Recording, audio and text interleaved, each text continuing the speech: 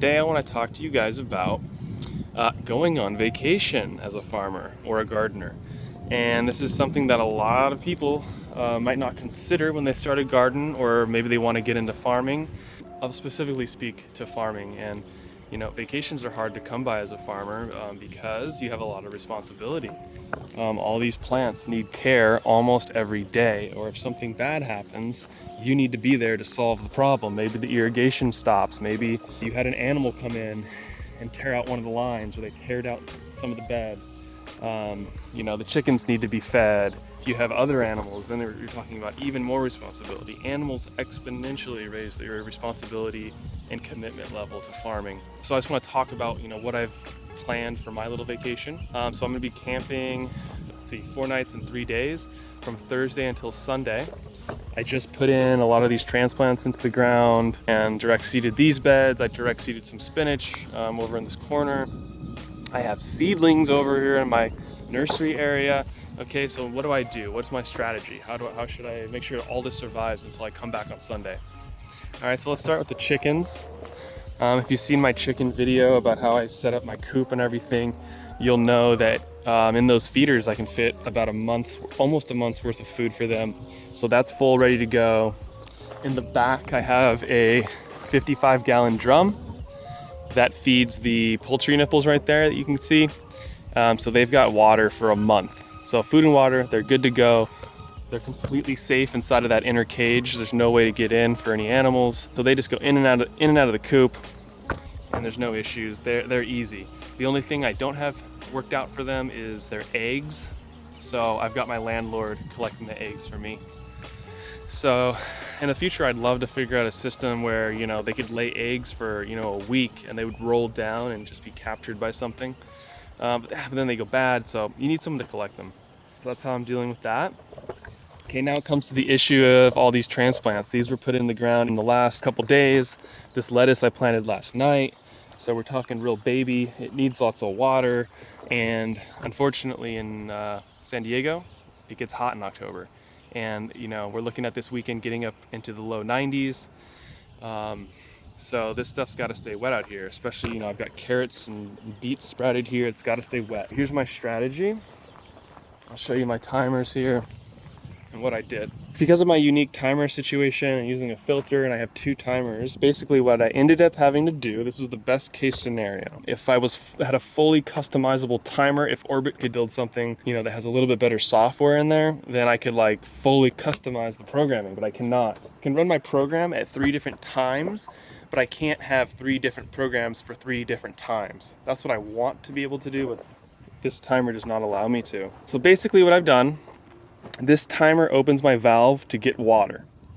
This is gonna open every 6 hours, and it's gonna run for 40 minutes.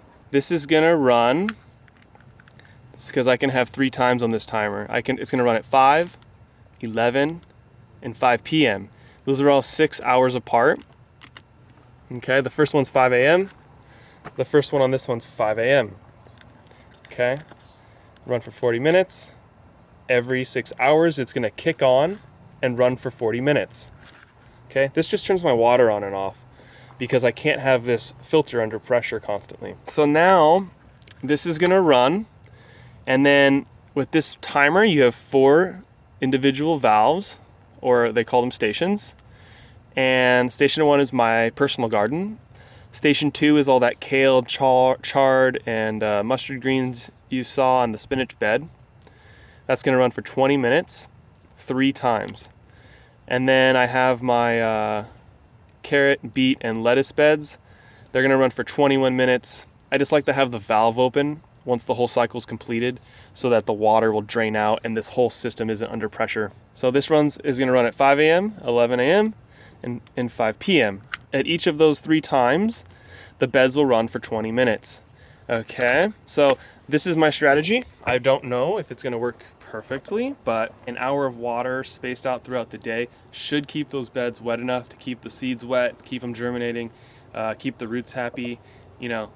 I wouldn't water this much normally, of course, but this is the best case scenario I think that I can do with my timer set up, and I'm not gonna be gone that long. Now, I mentioned I'm not watering. This is my personal garden. And then I'm also not going to water from the zucchini squash and over all the way to my beans. And so the other part of my strategy, last night I watered both of those zones, the garden and my squash and over beds. I watered those for an hour and a half. So I super soaked them, you know, a foot down it's probably wet. So those guys are good to go. They'll be fine without water for 3 days. So I don't even have to worry about them. If I did, then the way my timer set up would not work. I wouldn't want to water those every 20 minutes. But for my new baby stuff, they can take that much water and it's not going to bother them. And they really, because they don't have a root system yet, they need access to water near the top. When I come back on Sunday, I'll assess the situation. I'm gonna cut back the water back to normal, and we'll go from there. So yeah, that's kind of my strategy on how I'm taking a short vacation. And so those are kind of the things you're gonna want to consider if you're taking a break from your garden for a few days, or especially your farm. One more thing.